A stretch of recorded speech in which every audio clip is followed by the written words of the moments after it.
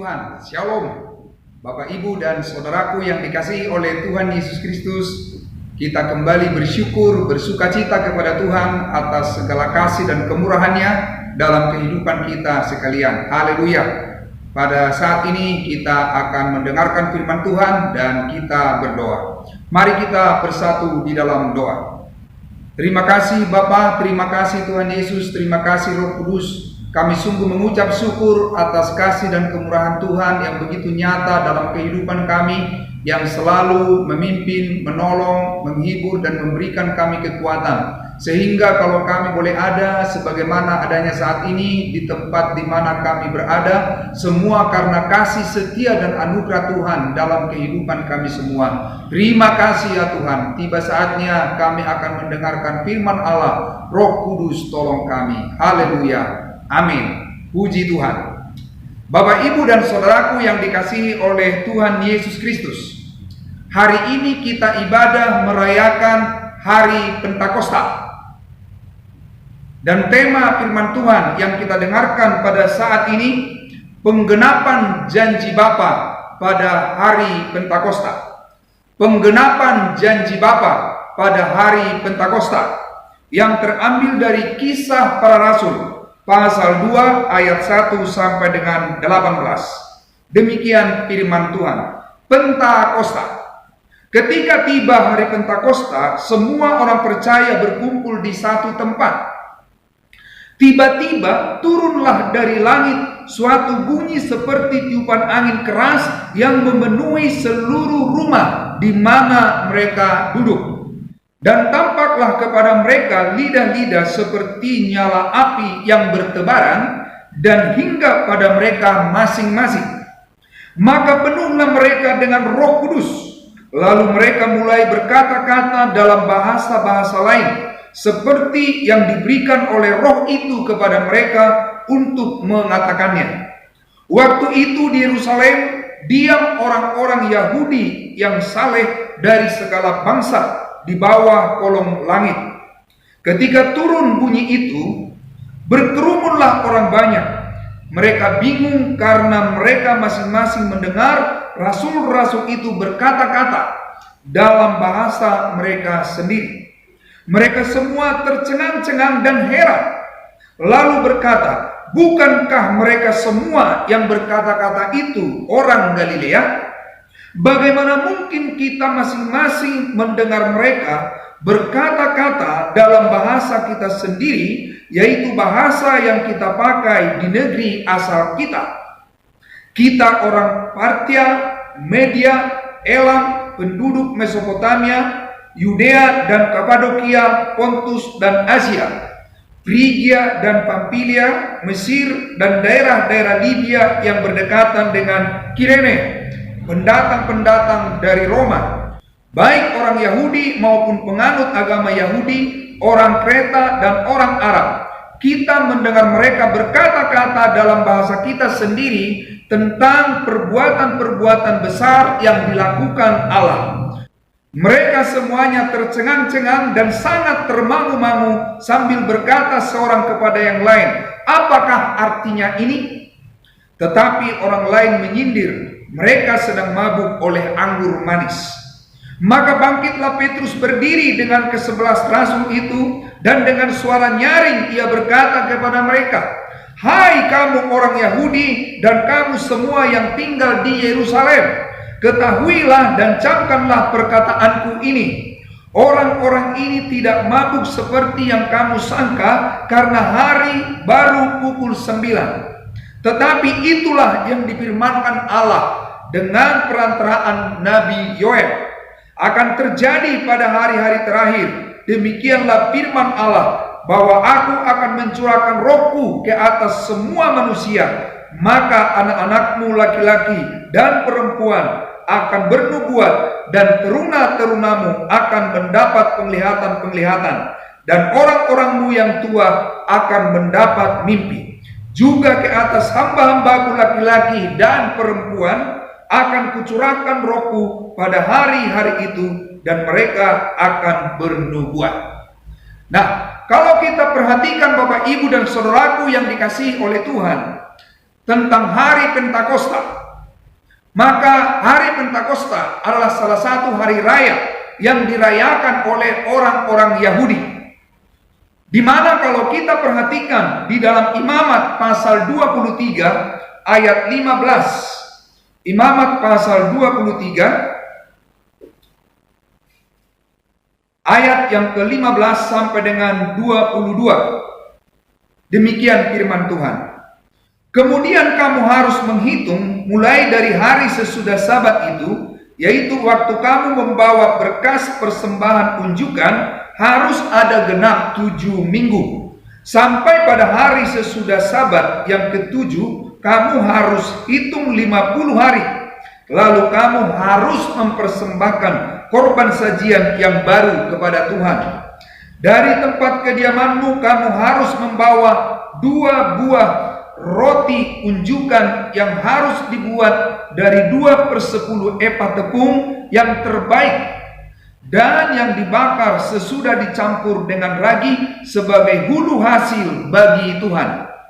Beserta roti itu kamu harus mempersembahkan 7 ekor domba berumur setahun yang tidak bercela dan 1 ekor lembu jantan muda dan 2 ekor domba jantan. Semuanya itu haruslah menjadi korban bakaran bagi Tuhan, serta dengan korban sajiannya dan korban-korban curahannya, suatu korban api-apian yang baunya menyenangkan bagi Tuhan.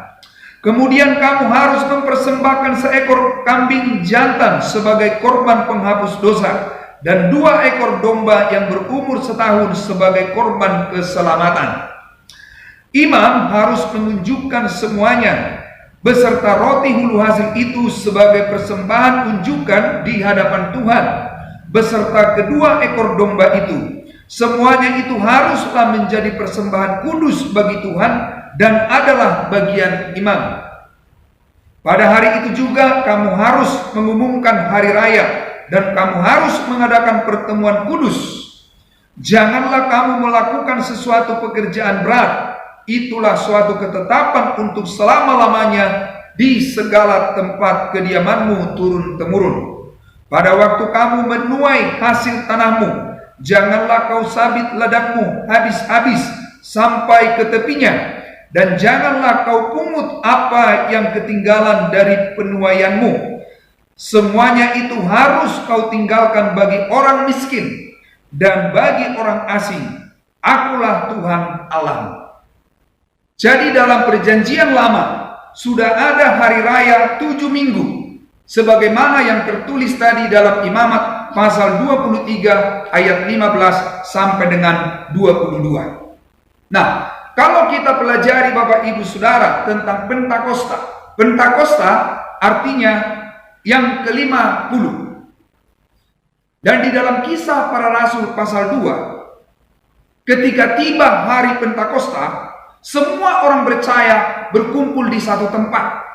Mereka mengingat dan mentaati apa yang dikatakan oleh Tuhan Yesus sebelum Yesus naik ke surga. Waktu itu di Yerusalem diam orang-orang Yahudi yang saleh dari segala bangsa di bawah kolong langit. Dan dikatakan di sana di dalam firman Tuhan tadi bahwa mereka adalah orang Partia, Media, Elam, penduduk Mesopotamia, Yudea, Kapadokia, Pontus, Asia, Frigia, Pamfilia, Mesir, daerah-daerah Libya yang berdekatan dengan Kirene, pendatang-pendatang dari Roma, orang Kreta dan orang Arab. Mereka berkumpul di Yerusalem pada waktu itu. Di hari Pentakosta, hal-hal ajaib terjadi yang dialami oleh para murid dan orang-orang percaya, dan juga disaksikan oleh orang-orang Yahudi yang saleh yang diam di Yerusalem pada waktu itu. Bagaimana penggenapan janji Bapa kepada para murid dan orang-orang percaya?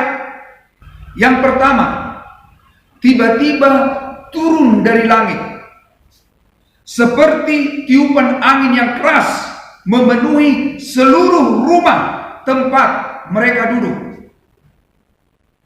Dan yang kedua, tampak kepada mereka lidah-lidah seperti nyala api yang bertebaran dan hinggap pada mereka masing-masing. Dan yang ketiga, mereka penuh dengan Roh Kudus, lalu berkata-kata dalam bahasa-bahasa yang lain sesuai dengan pemberian Roh Kudus itu kepada mereka, di mana mereka berbicara tentang perbuatan-perbuatan besar yang dilakukan oleh Allah. Itu yang terjadi, yang dialami oleh para murid dan orang-orang percaya. Bagaimana dengan orang-orang Yahudi yang saleh dari segala bangsa yang sedang berada di Yerusalem, menyaksikan kejadian yang dialami oleh para murid dan orang-orang percaya itu? Orang banyak itu berkerumun. Mereka bingung, tercengang-cengang, heran, dan sangat termangu-mangu. Dalam ayat 6-8, ketika turun bunyi itu, berkerumunlah orang banyak. Mereka bingung, karena mereka masing-masing mendengar rasul-rasul itu berkata-kata dalam bahasa mereka sendiri. Mereka semua tercengang-cengang dan heran, lalu berkata, bukankah mereka semua yang berkata-kata itu orang Galilea? Bagaimana mungkin kita masing-masing mendengar mereka berkata-kata dalam bahasa kita sendiri, yaitu bahasa yang kita pakai di negeri asal kita? Luar biasa apa yang terjadi, yang disaksikan oleh orang-orang Yahudi pada waktu itu. Karena mereka mengenal bahwa orang-orang percaya, para murid, mereka adalah orang Galilea. Bagaimana mungkin mereka bisa berbicara dengan bahasa-bahasa yang dipakai oleh orang-orang Yahudi yang sedang datang ke Yerusalem, yang sedang berkumpul di Yerusalem?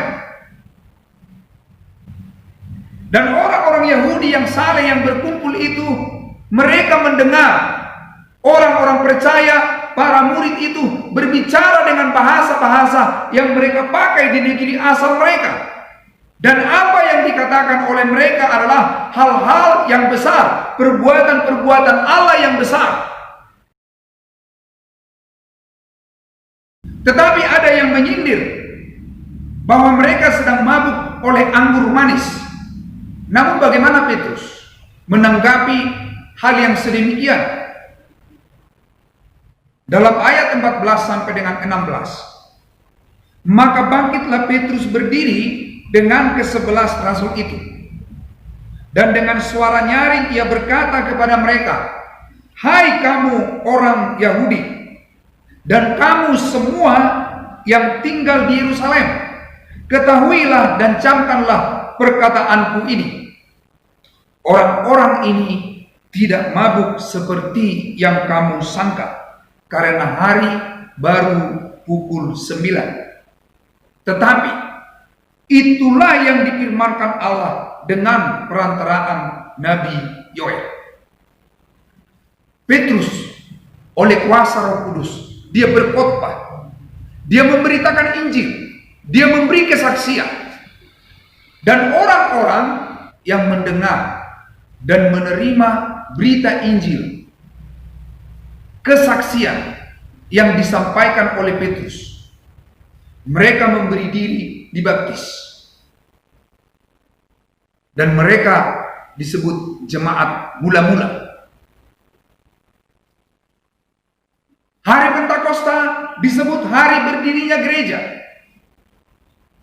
karena di hari Pentakosta dicurahkan Roh Kudus kepada semua orang-orang percaya. Bukan seperti dalam perjanjian lama, di mana Roh Allah diberikan kepada orang-orang tertentu saja, seperti kepada nabi-nabi, kepada imam-imam dan raja-raja. Namun di sini kita melihat bahwa orang-orang yang percaya ini dari berbagai latar belakang, semuanya dipersatukan dalam satu tubuh, yaitu tubuh Kristus. Dalam 1 Korintus pasal 12 ayat 12 sampai dengan 14. Karena sama seperti tubuh itu satu dan anggota-anggotanya banyak, dan segala anggota itu sekalipun banyak merupakan satu tubuh, demikian pula Kristus. Sebab dalam satu roh kita semua, baik orang Yahudi maupun orang Yunani, baik budak maupun orang merdeka, telah dibaptis menjadi satu tubuh, dan kita semua diberi minum dari satu roh. Karena tubuh juga tidak terdiri dari satu anggota, tetapi atas banyak anggota. Semua orang yang percaya kepada Tuhan Yesus satu roh, yaitu Roh Kudus. Kita sangat bersyukur Bapak, Ibu, dan saudaraku yang dikasihi Tuhan, di mana walaupun kita dari berbagai latar belakang yang berbeda-beda, dari berbagai suku, tetapi kita yang percaya kepada Yesus, kita menerima Roh Kudus. Kita satu roh, yaitu Roh Kudus yang dikaruniakan kepada setiap kita. Bagaimana dampak Roh Kudus yang telah dicurahkan dalam kehidupan para murid dan orang-orang percaya? Semua orang percaya hidup dalam kerukunan, memelihara kerukunan, karena Roh Kudus itu memimpin kita untuk kita hidup rukun, sekalipun memiliki banyak perbedaan latar belakang suku budaya dengan berbagai macam hal, tetapi kita adalah satu tubuh di dalam Kristus Yesus. Dampak Roh Kudus dalam kehidupan orang percaya, sebagaimana dalam Kisah Para Rasul 2 ayat 41 sampai 47, di sana kita menemukan bahwa orang-orang percaya, jemaat mula-mula, mereka bertekun dalam pengajaran rasul-rasul. Mereka suka belajar akan firman Allah. Roh Kudus yang ada dalam kehidupan setiap orang yang percaya memberikan kita rasa haus, rasa lapar akan firman Tuhan, belajar akan firman Tuhan. Karena firman Tuhan itu mengajar kita, mendidik kita, menegur kita demi kebaikan kita. Roh Kudus itu memimpin setiap orang yang percaya kepada Yesus untuk bertekun dalam pengajaran rasul-rasul, untuk suka belajar akan firman Tuhan. Selain bertekun untuk mempelajari firman Tuhan, peranan Roh Kudus itu, dia memimpin kita untuk kita rajin dalam persekutuan, baik persekutuan di bait Allah maupun persekutuan di rumah-rumah, sebagaimana jemaat mula-mula. Demikian pun kita sekarang, kita ada persekutuan dengan Tuhan secara pribadi ataupun juga secara keluarga di tempat kita masing-masing. Tetapi ada juga dalam kumpulan orang-orang percaya, jemaat Tuhan, kita bersama-sama memuji dan menyembah Tuhan. Memang dalam kondisi seperti yang kita hadapi sekarang, untuk sementara waktu kita tidak bisa berkumpul di gedung gereja untuk bersama-sama memuji menyembah Tuhan, oleh karena keadaan situasi yang sedang terjadi. Tetapi kita ada bersekutu di rumah kita masing-masing. Saya percaya Bapak Ibu Saudara, Roh Kudus itu memimpin kita untuk kita rajin dalam persekutuan. Peranan Roh Kudus dalam kehidupan orang percaya memberikan kita dorongan, memimpin kita untuk kita suka memberi, untuk kita memiliki kemurahan hati. Kalau kita ingat kembali dalam Imamat pasal 23 ayat 22, pada waktu kamu menuai hasil tanahmu, janganlah kau sabit ladangmu habis-habis sampai ke tepinya, dan janganlah kau pungut apa yang ketinggalan dari penuaianmu. Semuanya itu harus kau tinggalkan bagi orang miskin dan bagi orang asing. Akulah Tuhan Allahmu. Ayat ini mengajak orang Israel untuk mereka peduli kepada orang-orang miskin, kepada orang-orang asing. Dan kalau kita lihat bagaimana Roh Kudus memimpin kehidupan orang percaya untuk juga suka memberi, untuk suka menolong orang lain, memiliki kemurahan hati. Kita lihat dalam kehidupan jemaat mula-mula, bahkan ada di antara mereka yang rela menjual milik mereka, kepunyaan mereka.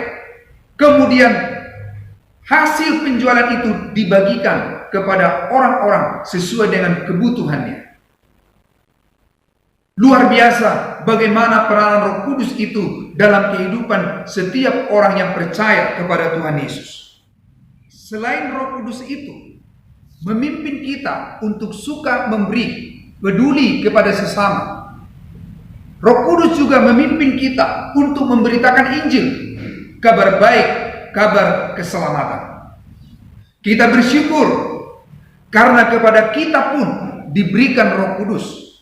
Karena sejak hari Pentakosta, Roh Kudus diberikan kepada setiap orang yang percaya kepada Tuhan Yesus Kristus. Bagaimana dampak Roh Kudus itu dalam kehidupan kita? Dampak Roh Kudus itu nyata apabila kita mengikuti pimpinannya. Roh Kudus itu memimpin kita untuk tekun, untuk rajin dalam persekutuan. Baik persekutuan dengan saudara-saudara seiman di gedung gereja, di tempat di mana kita beribadah, maupun persekutuan di dalam rumah tangga kita masing-masing, ataupun dalam persekutuan kita secara pribadi dengan Tuhan. Roh Kudus memimpin kita. Roh Kudus juga memimpin kita untuk memberitakan Injil, kabar baik, kabar keselamatan. Dan Roh Kudus itu memimpin kita untuk memuji dan memuliakan Tuhan. Mari Bapak, Ibu, dan saudaraku yang dikasihi oleh Tuhan, di dalam kita ibadah merayakan hari Pentakosta, Roh Kudus, Roh Penolong, Roh Penghibur senantiasa memimpin kita kepada seluruh kebenaran. Tuhan Yesus memberkati kita sekalian. Haleluya. Amin. Mari kita memuji Tuhan dari nyanyian kemenangan iman nomor 30. Penghibur telah datang. Haleluya.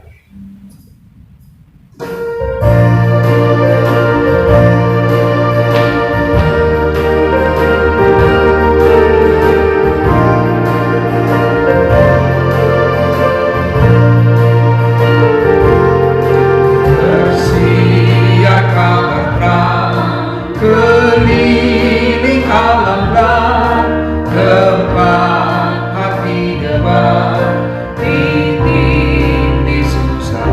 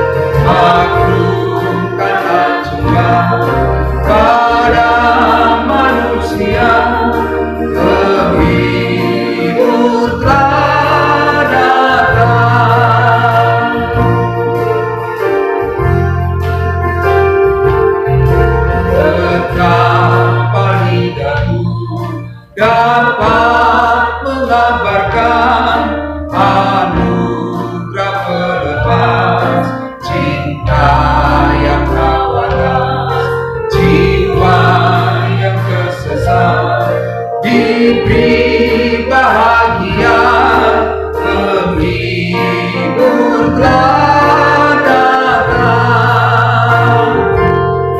penghibur telah datang, penghibur telah datang, Roh dari surga, karunia Allah, maklumkan kehidupan pada manusia, penghibur telah datang.